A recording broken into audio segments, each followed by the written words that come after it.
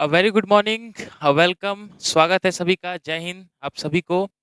मेरा नाम है सिंह सनी और आप हमारा चैनल देख रहे हैं हॉरिज़ॉन एजुकेशन इंस्टीट्यूट, ठीक है? आज कुछ अलग लेक्चर लेके आए हैं, ना ही आज प्रैक्टिस होगा, ना ही आज कोई थ्योरी पढ़ाएँगे। मेनली आज उन चीज़ बच्चों के लिए प्रॉफिटेबल है, जो बच्चे हमेशा पूछते आते हैं कि इंग्लिश कैसे तैयारी करें या इंग्लिश तैयार कैसे करें, वो भी किस चीज़ के लिए? कॉम्पिटिशन एग्ज़ाम के लिए, ठीक है? जैसे कि आपका है इंग्लिश की तैयारी कैसे करें, प्रिपरेशन स्ट्रेटजी आज हम थोड़ा देखेंगे, क्योंकि ऐसे ये वीडियो जो नॉर्मल तैयारी कर चुके हैं, उनके लिए भी है, जो बच्चे स्टार्ट करना चाहते हैं, उनके लिए भी है। क्यों? कॉम्पिटिशन जैसे स्टार्ट करते हैं, तो किसी को प्रॉब्लम होता है कि एक्चुअली कैसे स्टार्ट करें? कॉम्पिटिशन के लिए इंग्लिश और नॉर्मल इंग्लिश में क्या फ़र्क होता है? ठीक है? कि कॉम्पिटिशन की दुनिया में आज जो इंग्लिश का एडवांस और बेसिक आपका जो स्ट्रैटेजी बन गया है, उस चीज़ को कैसे हैंडल करें एग्ज़ाम में। तो उसके बारे में आज कुछ पॉइंट डिस्कस करेंगे और मैं आपको स्ट्रैटेजी भी बताऊँगा कि कैसे प्रिपरेशन करना है, कौन से सब्जेक्ट पे कितना ध्यान देना है और कैसे-कैसे चीज़ को याद करना है, ठीक है? चलिए, तो स्टार्ट करते हैं। और मेनली जैसे हर एक चीज़ को थोड़ा मैं बताऊँगा, क्योंकि अगर इंग्लिश की बात करें हम लोग, तो इंग्लिश में हमारा जो सेक्शन होता है, आप सब जानते हैं। एक अगर बात करें हम लोग तो ग्रामेटिकल सेक्शन होता है, ग्रामर ले लिए। एक होता है आपका वोकैब्युलरी, ठीक है? और एक होता है आपका कॉम्प्रिहेंशन या सिंपल आप कॉम्पो बोल दीजिए। क्लियर हुआ? तो ये जो ऐसे 3 सेक्शन है कि हर एक कॉम्पिटिशन एग्ज़ाम कैरी लेके चलता है, ठीक है? मैं तीनों का स्ट्रैटेजी बताऊँगा कि कैसे एक-एक प्रकार को सीखना है, कैसे एक प्रकार को देखना है, ठीक है? चलिए, तो पहले बात करते हैं ग्रामर।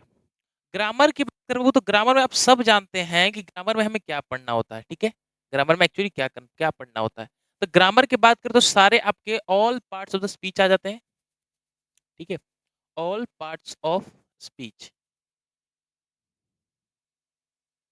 ठीक है? ऑल पार्ट्स ऑफ स्पीच आ जाता है।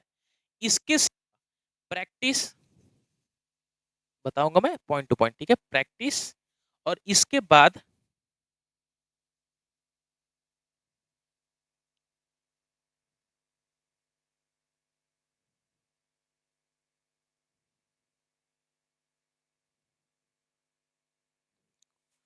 ठीक है? 3 स्ट्रैटेजी है, जैसे कि पहले बात करें ग्रामेटिकल सेशन, तो आप मुझे ध्यान दीजिएगा कि आप जब भी एग्ज़ाम में क्वेश्चन अटेंड करते हैं, तो मेनली जब फिल इन द ब्लैंक्स बनाते हैं, एरर बनाते हैं, तो उसके अंदर आपका क्वेश्चन बनता ही नहीं है।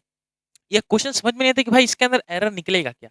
ये अभी नहीं, बहुत पहले से ही एरर हमें बनता है और हम लोग एरर ढूँढ ही नहीं पाते। बचपन से लेके एरर पढ़ते आ रहे हैं, लेकिन एरर कैसे निकलता है पता नहीं रहता है, ठीक है? तो वो जो error fill in the blanks और जो स्पॉटिंग एरर आप ढूँढते हैं ना, तो वो आता है इस चीज़ से। किस चीज़ से? ऑल पार्ट्स ऑफ स्पीच से। कैसे? क्योंकि देखिए, जैसे आपको कैसे पता चलेगा कि मदर्स इन लॉ नहीं होता है, मदर्स इन लॉज़ होता है। कैसे पता चलेगा कि स्टेप सिस्टर नहीं होता है, स्टेप सिस्टर्स होता है।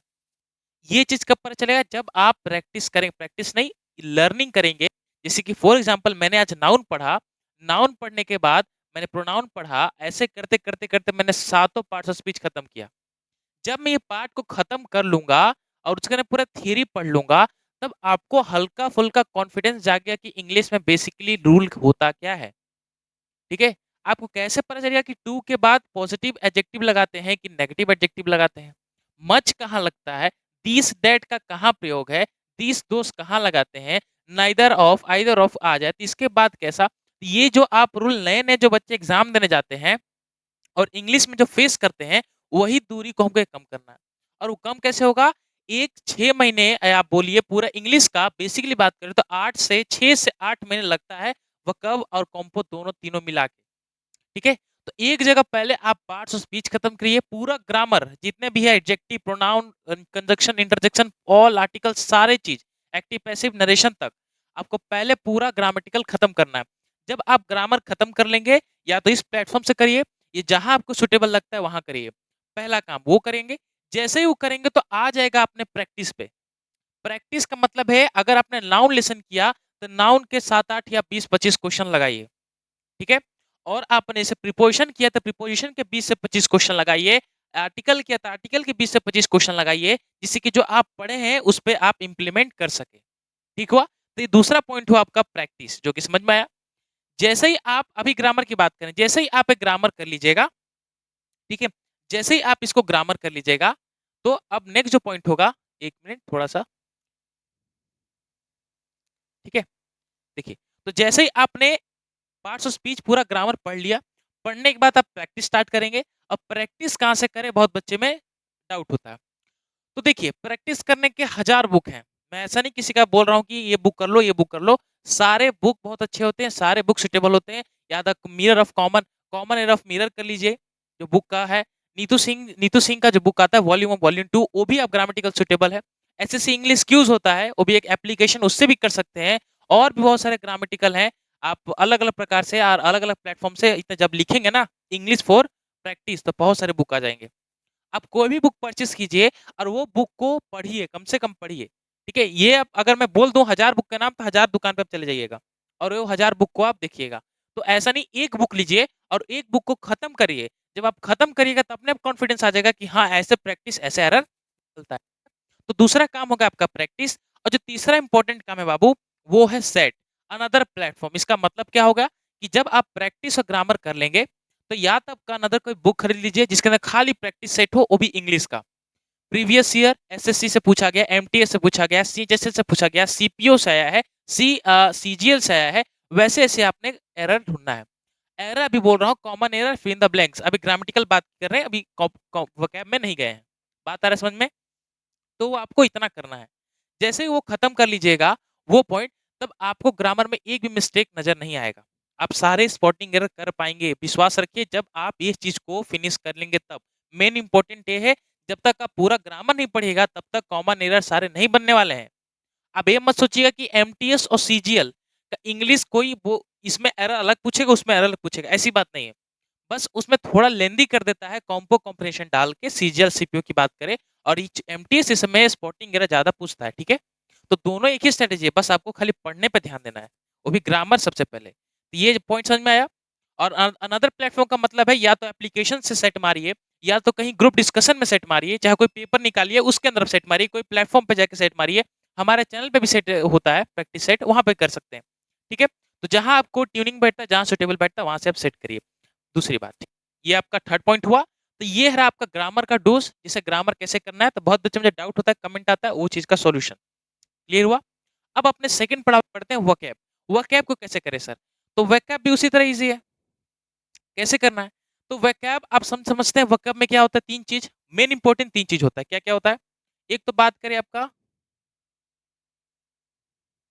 सिनोनिम्स और एंटोनिम्स, ठीक है? सिनोनिम्स और एंटोनिम्स, ये हो गया पॉइंट। दूसरी बात करें तो आपका एक इडियम, इडियम और फ्रेज। और तीसरी बात करें तो आपका हो जाएगा वन वर्ड सब्स्टिट्यूशन। इसका सब हिंदी आप जानते हैं, बताने की जरूरत नहीं है। ये हो जाएगा आपका समानार्थी विरुद्धार्थी, ये हो जाएगा मुहावरे कहावते, और ये हो जाएगा वन वर्ड सब्स्टिट्यूशन, जिसको बोलते हैं अनेक शब्दों के लिए एक शब्द। क्लियर हुआ? तो बताते हैं इसको कैसे प्रिपरेशन करना है। तो ये जो तीनों चीज है बाबू, सिनोनिम्स एंटोनिम्स हो, इडियम फ्रेजेस हो, या वन वर्ड सब्स्टिट्यूशन हो, इसमें से कम आपको, हर वीडियो में बोलता हूँ, 400 से 500 वर्ड आपको याद होना चाहिए। तभी आप बड़े लेवल का एग्जाम क्रैक कर सकते हैं। बड़े लेवल का एग्जाम आप क्रैक कर रहे हैं तो छोटे तो यूं क्रैक होंगे, ठीक है? इसको 4 से 500 वर्ड आपको सिनोनिम्स एंटोनिम्स भी करना है। अभी कैसे करना है मैं बताता हूँ। उसी के साथ आपका वन वर्ड सब्स्टिट्यूशन भी कम से कम 400 से 500 वर्ड याद रखना है। उसी तरह मुहावरे कहावते भी 400 से 500 वर्ड रखना है। और अब इन बच्चों को लग रहा हो कि 400 से 500 वर्ड सर बहुत हो गए, इतना कौन याद करेगा? इतना याद करते हैं, और जो करते हैं वही लेके जाते हैं नौकरी बाबू, ये ध्यान रखिएगा, यह ध्यान रखिएगा, ठीक है? मैं बताऊंगा कैसे प्रिपरेशन करना है। ये होता है, बट आप मेहनत करेंगे तब होगा। आप ये पहले ही ठान लीजिए कि 400-500 वर्ड है बाबू, और 400 पॉइंट सर इतना कौन याद कर पाएगा? तो नहीं, इम्पॉसिबल नहीं, पॉसिबल हो सकता है, ठीक है? अब बताते हैं कि कैसे इसको प्रिपरेशन करना है। तो प्रिपरेशन जैसे कि मान के चलो हम सिनोनिम्स एंटोनिम्स एक साथ में करना चाहते हैं। तो फॉर एग्जांपल मैंने यहाँ पे एक वर्ड लिखा, वर्ड क्या देखा, मैं लिखा यहाँ पे लूनेटिक। लुनेटिक एक वर्ड लिखा, पहले इसका मतलब जानेंगे। मतलब क्या होता है? लुनेटिक का मतलब होता है पागल, तो मैंने पागल याद रख लिया, ठीक है? पागल। पागल के बाद इसका सिनोनिम्स जस्ट एंड नीचे से पढ़ना है, और उसी की तरह इसका एंटोनिम्स भी नीचे पढ़ना है। क्लियर हुआ? तो इसका मतलब हो गया इंसेन। इंसेन का मतलब होता है पागल। ये हो गया एक और सिनोनिम्स तैयार हो गया आपका। लुनेटिक मतलब पागल, इंसेन मतलब पागल। और एंटोनिम्स हो जाएगा लेजी, सॉरी, इंटेलिजेंट, क्लियर हुआ? तो ये हो जाएगा आपका एंटोनिम्स। तो इस तरफ आप जब करिएगा तो आपका एक वर्ड भी क्लियर हो रहा है, सिनोनिम्स भी साथ में क्लियर हो रहा है और एंटोनिम्स भी साथ में आपको पढ़ाया जा रहा है। तो एक पॉइंट में आपने 3 चीज़ कवर कर लिया। तो एक बार में अगर आप एक दिन में एक कर रहे हैं, मान के चल अगर इसको एक याद कर रहे हैं तो 30 दिन में 30 याद हो रहा है। ये बहुत ही लेवल कम की बात कर रहा हूँ। एक दिन में एक तो आप नहीं याद करिएगा। अगर अच्छी तरह से प्रिपरेशन करिएगा तो एक दिन में कम से कम 10 का भी रेट चले तो 10 गुने 30 करेंगे तो कितना हो जाएगा आपका 300। तो बोलिए 300 आपने एक महीने में कर लिया। अब मैं खाली 10 एक की बात कर रहा हूँ। उसी तरह आप इडियम फ्रेजेस भी 10 कर सकते हैं, वर्ड सब्स्टिट्यूशन भी 10 कर सकते हैं। तो 10 गुने 30 30 के 900 हो जाएगा तीनों की बात करें तो। ठीक है। अब मैं आपको लग रहा है कि सर आपने कैसे प्रिपरेशन किया था, तो जो मैं ये चीज़ बोल रहा हूँ सेम मैंने ऐसे प्रिपरेशन किया था और कैसे मैं आपको चीज़ दिखाता हूँ। जैसे कि अगर बात करें तो ये जो है मेन मेड है, ठीक है। ये मैंने पेपर अपने हाथों से बनाया है। पेपर नहीं जिसके अंदर ये जो चीज़ लिखा है, ठीक है, ये सारे जो चीज़ लिखा है यहाँ पे लाइन खींच खींच के यहाँ पे कुछ पॉइंट, फिर यहाँ पे, फिर यहाँ पे आपको शायद दिख रहा होगा, फिर यहाँ पे, फिर यहाँ पे, फिर यहाँ पे, ऐसे मैंने क्या किया एक वर्ड लिखा है, फिर इसका सिनोनिम्स लिखा, फिर एंटोनिम्स लिखा है, फिर उसी तरह word synonyms antonyms word synonyms antonyms इस तरह मैंने प्रिपरेशन किया था। तो आप इस तरह कर सकते हैं। ऐसे मैंने कम से कम ये कितना पेज का है, आई थिंक 10 पेज का है। तो 10 पेज इसके अंदर कम से कम आपका 200 सिनोनिम्स इसके अंदर है। दिख रहा है आपको 200 सिनोनिम्स है। ये मैंने बनाया था, ये थोड़ा-सा मेहनत मैंने किया था, जो उस टाइम पे मैंने थोड़ा फाइनेंशियल कंडीशन अच्छा नहीं था जिसमें मैं पीडीएफ निकाल सकूँ इतने पेज का, तो मैंने सारा हाथ से लिखा था और अपने हाथ से लिखा हुआ अच्छा खासा याद हो जाता है। ठीक है, ऐसे। और बात करें तो अगर आप प्रिंट निकालना चाहते हैं तो इस तरह आप प्रिंट भी निकाल सकते हैं, ठीक है? इस तरह, ठीक है? इस तरह आप प्रिंट निकाल लीजिए ऐसे करके और इसमें लिखा होगा आपका word antonym synonyms word antonym synonym. इसके अंदर बहुत सारे हट गए तो कम से कम ऐसे 10-15 पेज हो जाएंगे आपको इस तरह आगे पीछे दोनों तरफ। तो एक आप बना के इस चीज को रख लीजिए और सुबह शाम, शाम को तो नहीं बोलना, शाम को ठीक नहीं रहेगा, लेकिन सुबह आप जब भी 6 बजे उठे 8 बजे उठे वॉट एवर जब भी कब उठे ऐसा कोई मैंने नहीं रखता कि मैं बोलूंगा हमेशा 4 बजे उठिए। कभी भी उठिए तो आप इसको एक बार जरूर देखिए। 10 को मैं बोलता हूँ मुंह जबानी याद हो जाएगा, बिना जोर डाले बिना प्रेशर डाले आपको याद कर सकते हैं 10। ठीक है। एक और ऐसे पीडीएफ बनाए जिसके अंदर आपका लिखा रहेगा इडियम फ्रेजेस, ठीक है, मुहावरे कहा होते हैं ऐसे लिखे रहेगा लाइन से, हिंदी इसका मतलब, इसका हिंदी, इसका हिंदी। फिर उसी तरह वर्ड सब्स्टिट्यूशन याद रखिए। तो ऐसे कम से कम अगर डेली आप कर रहे हैं तो प्रिपरेशन बहुत लंबा नहीं जाता दोस्तों, मिनिमम 6 या 7 महीने 8 महीने में मैक्सिमम बोल दिया, उसके अंदर आप अच्छा खासा अपना वोकैबुलरी तैयार कर सकते हैं। और जिस बच्चे का वोकैबुलरी अच्छा तैयार होता है, मैं गारंटी के साथ बोलता हूँ कोई उसको सेंटेंस को समझने में कहीं दिक्कत नहीं आता है। ठीक है। ये जितनी सारी मैं बता रहा हूँ ये प्रिपरेशन करने के दौरान मैं चीज को बोल रहा हूँ, समझ में आया? तो ये ऐसा आपका स्ट्रेटेजी होगा। जैसे ही आप चीज को कर लीजिएगा तो फिर वापस इस पॉइंट पे आ जाइए, वापस सेट अनदर प्लेटफॉर्म से लगाना चालू कीजिए कि कहीं भी वोकैबुलरी का बुक खरीद लीजिए, आप पे खाली प्रैक्टिस सेट है, कोई भी उठा लीजिए, मैं ऐसा नाम ले रहा पर्टिकुलर, आपको कोई भी उठा सकते हैं जो मर्जी है, और फटाफट उसको वोकैबुलरी स्टार्ट कीजिए। याद नहीं, प्रैक्टिस करना मानना, ठीक है। और एक और उपाय है, रूट वर्ड से भी आप चीज को याद कर सकते हैं। रूट वर्ड जैसे क्या होगा, मैनिया फोबिया हो गया आपका, मैरी गैमी हो गया, रूट वर्ड से होता है, ठीक है। आपका क्रेसी रूट वर्ड्स होता है, क्रेसी मतलब कि राज्य शासन को चलाना, government run by the nobility, aristocracy, autocracy, ये सारे वर्ड होते हैं। मैनिया फोबिया हो गया, ये सारे आपके एग्रोफोबिया, कोस्टोकोफोबिया, फैज्मोफोबिया, हाइड्रोफोबिया, ये सारे मैनिया होते हैं, बैब्लोमेनिया, ये सारे वर्ड होते हैं। ठीक है, गैमी, मोनोगैमी, पोलोगैमी, पॉलीएंड्री, ये सब बहुत सारे वर्ड होते हैं। तो इस तरह से भी आप याद कर सकते हैं, और नहीं तो आप रेगुलर मेहनत करिए, ठीक है। और इस पॉइंट पे वापस आइएगा, ये वाला पॉइंट पे, ठीक है, ठीक है। ये पॉइंट पे आपको वापस आ जाना है कि जैसे देखा फिर हमने प्रैक्टिस स्टार्ट कर देंगे, ठीक है। तो ये जो बात था आपका, और लास्ट पॉइंट ये जो बचा है आपका रीडिंग एंड कॉम्प्रिहेंशन, तो इसको देख लेते हैं एक बार, ये क्या है दोस्तों। तो इसके अंदर तो मैं एक ही चीज बोलूंगा, ओनली एंड ओनली प्रैक्टिस। ये केवल सुधरेगा प्रैक्टिस से। अगर प्रैक्टिस के अलावा मैं चीज अगर बोल दूं, जैसे कि इसके अंदर 3 चीज होता है, एक होता है क्लोज टेस्ट, एक होता है टेस्ट, एक होता है पैसेज। ये 3 चीज बन जाता है, ठीक दिख रहा है आपको? तो 1, 2 और 3 क्लोज टेस्ट आपको प्रैक्टिस से ही बनेगा, इसका कोई रूल नहीं, खाली ग्रामर के टाइम पे आएगा तब रूल लगा सकते हैं। PQRS भी प्रैक्टिस से बनेगा और पैसेज भी प्रैक्टिस से बनेगा। तो मैंने PQRS बहुत सारे प्रैक्टिस सेट में बताया कैसे इसको हैंडलिंग करना है, तो आप लेक्चर जाके देख सकते हैं मेरा। और पैसेज का तरीका बताया कि पैसेज को पहले रीड करना है, जिससे कि मोस्ट ऑफ द पॉइंट आपको क्लियर हो जाएगा, उसके बाद ही आगे पॉइंट को देखना है। समझ में आया बात को? तो ऐसे आपको ये कॉम्पो तैयार करना है। और अब बात करते हैं जो बच्चे को हिंदी भी नहीं करना आ रहा है, वो कैसे तैयारी करें?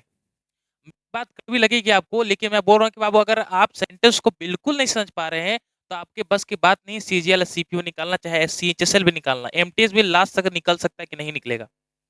अगर चीज़ों को एक सेंटेंस को मतलब नहीं समझ पा रहे हैं, पूरा ट्रांसलेशन बात छोड़ दीजिए, अगर आप मतलब नहीं समझ पा रहे हैं, तो आप इम्पॉसिबल है निकालना। उन के लिए एक सलाह है, कड़वी बात है कि आप 3rd standard, 4th standard, 2nd standard की बुक लीजिए इंग्लिश की और उसको रीडिंग करना स्टार्ट। उसके अंदर जो वर्ड होता है बाबू बहुत ही बेसिक होता है, वेल लिखा रहेगा, इन लिखा रहता है, द लिखा रहता है। वो सारे वर्ड बहुत अच्छे पढ़ने समझ में आएगा आपको। वो स्टोरी फटाफट पढ़ना करिए। अब सबके सामने मत पढ़िए, अपने घर पे तो पढ़ सकते हैं अकेले। सेकंड अपने भाई छोटे भाई का बुक लीजिए, 2nd स्टैंडर्ड, 3rd स्टैंडर्ड, उस बुक को पढ़िए एक बार, रीडिंग करिए, उस हैबिट बनेगा, फिर उसका हिंदी धीरे-धीरे आपको समझ में आ जाएगा। वैसे प्रैक्टिस करते-करते आपको 1.5 साल लगेगा अगर आप बेसिक से लेके पूरा एडवांस में जाना चाहते हैं तो।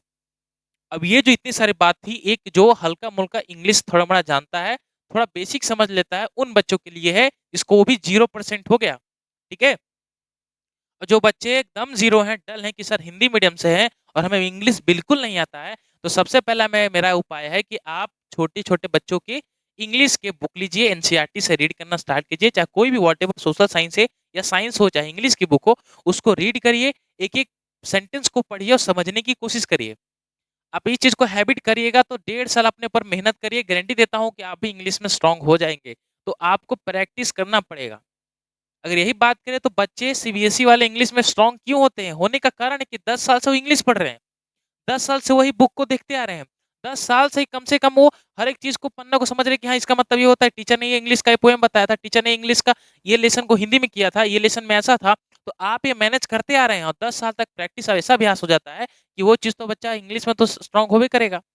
तो दिक्कत होता है हिंदी मीडियम वाले लोग के लिए, तो हिंदी मीडियम वाले को वही बोलूँगा, जब स्टार्टिंग से आपको करना है तो 2nd, 3rd स्टैंडर्ड का बुक लीजिए, उसके अंदर स्टोरी पलटिए और पढ़िए। क्लियर हुआ? तो ये जो बातें हुआ, पहले तो ग्रामर, ग्रामर कैसे करना है, पार्ट्स ऑफ स्पीच, एक प्लेटफ़ॉर्म पकड़िए, वहाँ से पूरा ग्रामर कंप्लीट करिए। तो अपने हैंड रिटन नोट्स से, पीडीएफ लेके नहीं, अपने नोट्स बनाइए खुद के, जो टीचर पढ़ा रहा है आपको, पूरा ग्रामर पार्ट कंप्लीट कीजिए, फिर प्रैक्टिस लगाइए, फिर सेट लगाइए। जिससे आपका पूरा ग्रामर स्ट्रॉन्ग हो जाएगा। दूसरा पॉइंट ये है कि वोकैब्युलरी की बात करें, वोकैब्युलरी में सबसे पहले 3 चीज़ होता है। आप इस चीज़ को अलग से कहीं पीडीएफ निकाल लीजिए या कोई बुक परचेज़ कर लीजिए और डेली 10-10 तीनों को याद करिए। जब याद करिएगा तो 1 महीने में गारंटी देता हूँ कि सारा वोकैब्युलरी आपका कंप्लीट हो जाएगा, आपने मेहनत करिएगा तो। और इसकी बात करें तो ये हायर एग्ज़ाम में अब ज़्यादा आने लगा है, क्योंकि सीजीएल में अब लेंथी पेपर को करने के लिए आपका पैसेज पीक्यूआरएस से क्लोज़ टेस्ट इतना सारा दे दे रहा है कि बच्चे उसमें उलझ जाएँ। तो इसको करने के लिए प्रैक्टिस चाहिए, ये कोई पढ़ने का ज़रिया नहीं है, कोई ऐसा नहीं बोले कि मैं आपको सिखा दूँगा 1 मिनट में क्लोज़ टेस्ट, 1 सेकंड में, आप दुनिया का कोई भी क्लोज़ टेस्ट बना सकते हैं। ऐसे फालतू चीज़ पे मत जाइए। ठीक है? ऐसा कोई देख ले थंबनेल लिख लिया कि आपको 1 सेकंड में सिखा दूँगा क्लोज़ टेस्ट, तो वैसे फर्जी ट्रिक पे मत जाइए, या तो ये भी मत जाइए कि बाबा जी का चूरन खा लीजिए और क्लोज़ टेस्ट सीख लीजिए। ठीक है? तो वो सब पे ध्यान मत दीजिए। अगर यहाँ पे सही में आपको इंग्लिश में स्कोर करना है और इंग्लिश अपना फ्यूचर ही बेहतर करना है, तो प्लीज़ ये चीज़ को आप प्रैक्टिस करिए। बिना प्रैक्टिस के कोई कुछ नहीं कर सकता। ठीक है? तो फर्जी में मत रहिए, बस प्रैक्टिस ही चीज़ को सुधार सकता है और प्रैक्टिस बुक लीजिए, चाहे कहीं प्लेटफ़ॉर्म से कीजिए। ठीक है? बात समझ में आ रहा है आपको? ये था स्ट्रैटेजी आपका करने का तरीका, ठीक है? तो ये जब आप फ़ॉलो करिएगा, और आपको मैं चीज़ बता दूँ कि जो अभी बहुत बच्चे को लगता है कि सर इंग्लिश के सिवा एक कॉम्प्लीमेंट्री भी तो हिंदी, बट बाबू जब हिंदी है, हिंदी होना होता तो कोई के एग्ज़ाम में है, ऐसी बात नहीं कि वो हम कंपल्सरी रहेगा वहाँ, हटेगा नहीं। लेकिन आज के टाइमिंग बहुत एग्ज़ाम में इंग्लिश धीरे-धीरे ऐड करते जा रहा है, कि कॉम्पिटिशन इतना बढ़ रहा है बाबू कि इंग्लिश ऐसा माध्यम है कि बहुत बच्चे हिंदी मीडियम से निकलते हैं और इंग्लिश मीडियम में आने में थोड़ा उनको कष्ट होता है, पढ़ने में कष्ट होता है, तो वो वहाँ तक तो कम से कम छँट जाएँगे। तो कॉम्पिटिशन छाँटने का तरीका है कि इंग्लिश एडवांस कर दिया जा रहा है। फिर बात करें जैसे सीपीओ में, तो मेंस में 200 मार्क्स का होता है इंग्लिश, 200 मार्क्स का, और खाली कॉम्प्रिहेंशन एंड ग्रामर, ग्रामर कुछ ही परसेंट, 100 में से भी 50 से 40%, 40 मार्क्स का वो ग्रामर ही पूछता है, 40 क्वेश्चन, पूरा कॉम्प्रिहेंशन दे देता है। पीटी में 50 मार्क्स का इंग्लिश आता है, सीपीओ की बात कर रहा हूँ, सेंट्रल एसआई, दिल्ली पुलिस, समझ रहे हो आप? दिल्ली दरोगा जो होता है सेंट्रल में, केंद्रीय। तो ऐसे-ऐसे सीपीओ में जब मेंस में 200 खाली इंग्लिश आ रहा है, तब समझ सकते हैं।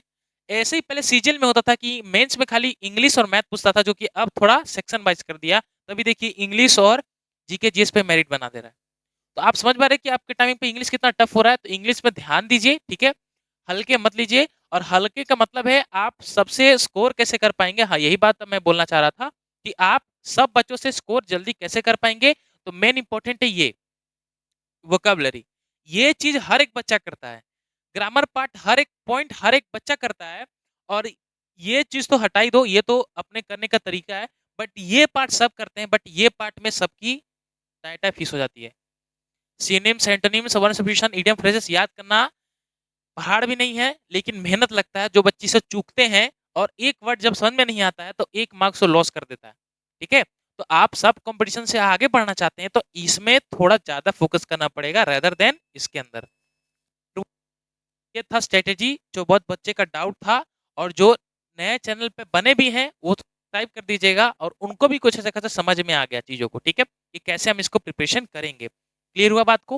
तो ये अब डाउट आपको शायद दिमाग में नहीं रहेगा और ये सोचिए कि अभी एक बार यहाँ देख लिए, फिर सोचेंगे कि दूसरा वीडियो चलाते हैं, फिर सोचेंगे दूसरा वीडियो चलाते हैं, फिर तीसरा चलाते हैं, चौथा चलाते हैं।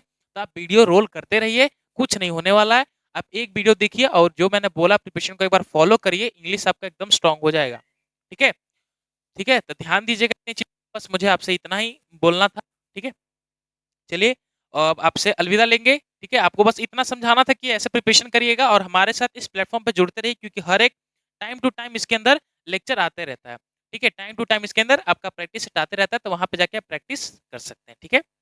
तो चलते हैं, अब आपका आपसे अलविदा लेते हैं, तो आप इसको फ़ॉलो करिएगा, ध्यान रखिएगा 100% आपका इंग्लिश में अच्छा मार्क्स हो जाएगा।